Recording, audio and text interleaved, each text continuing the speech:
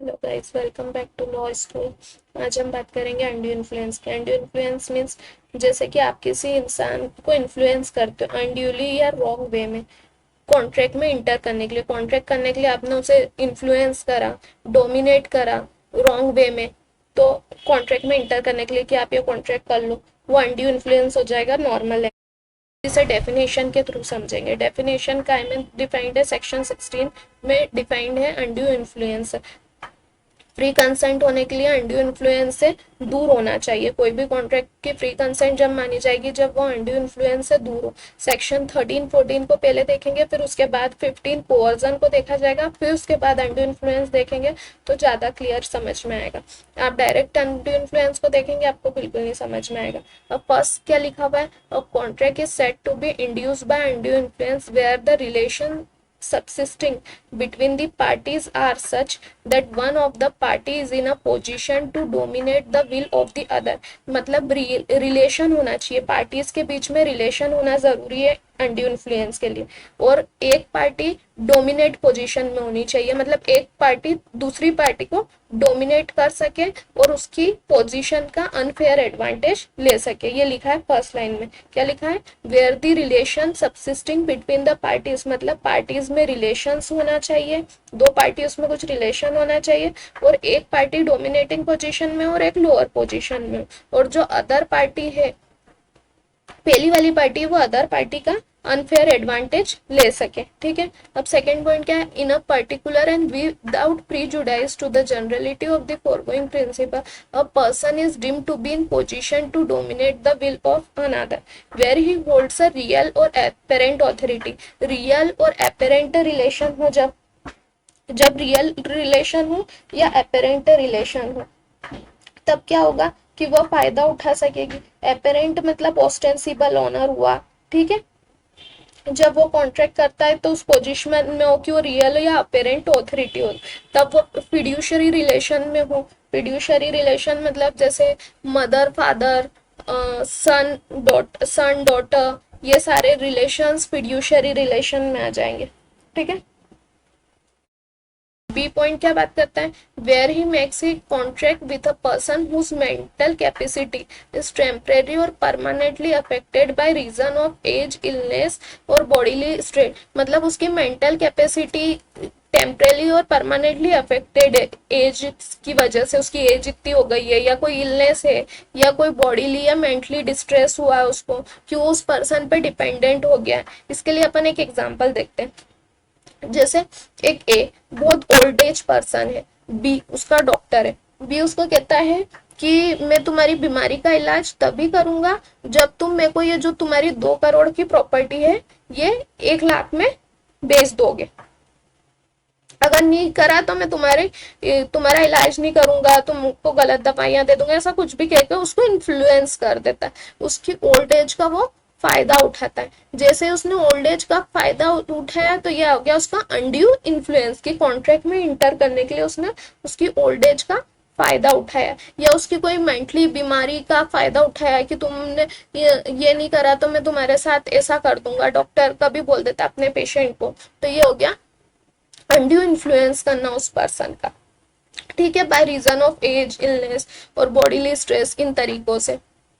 अब क्या third point, where a person who is in a position to dominate the will of another enter into a contract with him and the transaction appears on the face of it or on the evidence adduced to be unconscionable, the burden of proving that such contract was not induced by undue influence shall be upon the person in a position to dominate the will of the other।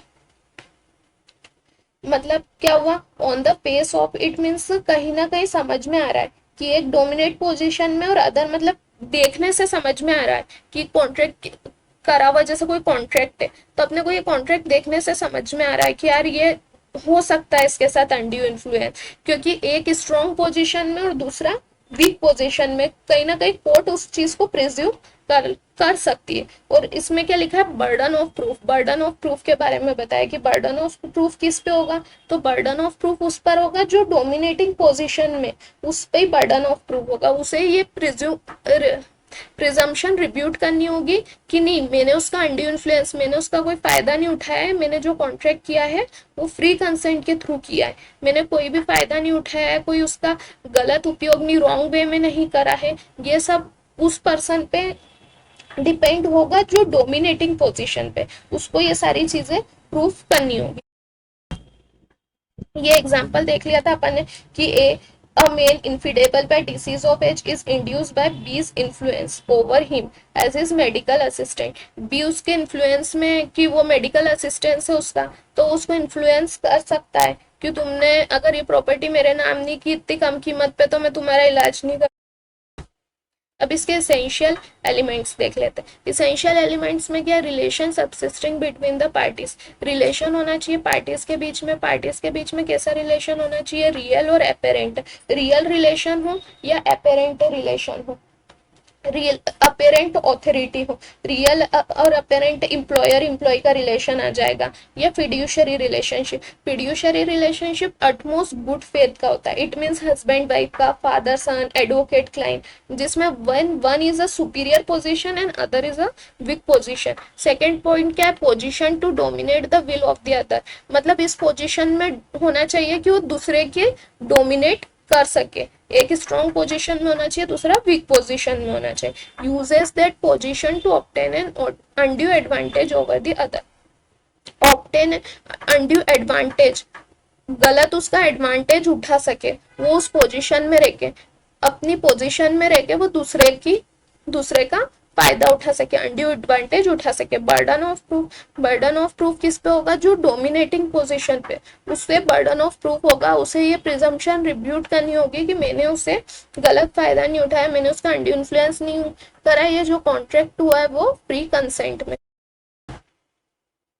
अब इसके कुछ point, जो court यूं भी रहता है कि जैसे कि किसी के बीच में रिलेशन नहीं हो, कुछ नहीं हो, फिर कॉन्ट्रैक्ट हुआ हो, तो कोर्ट ने दो चीजें ऐसी कही है कि ये दो चीजें ऐसी है कि जो कोर्ट अपने आप प्रिज्यूम कर सकती है, कि कोर्ट ने कहा है कि ये प्रिज्यूम कर लिया जाएगा अगर अनड्यू इन्फ्लुएंस है, तो हम लोग ये दो कंडीशन ऐसी है जिसमें कोर्ट खुद प्रिज्यूम कर सके, क्योंकि कोर्ट ने ये खुद दो कंडीशंस जुडिशरी ने ये दी है।